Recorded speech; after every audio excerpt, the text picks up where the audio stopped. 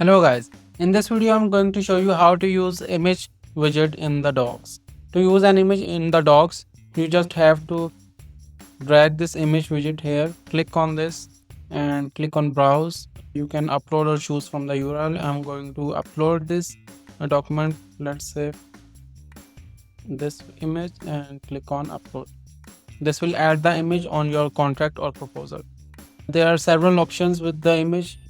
You can change the size from here, you can change the width, etc. We also have lock options here. You can change the alignment from here. You can add padding if you want. I can add top margin, I can add left margin from here. So these are all the options that we have. We can move the image anywhere on the document, and we have several styling options here.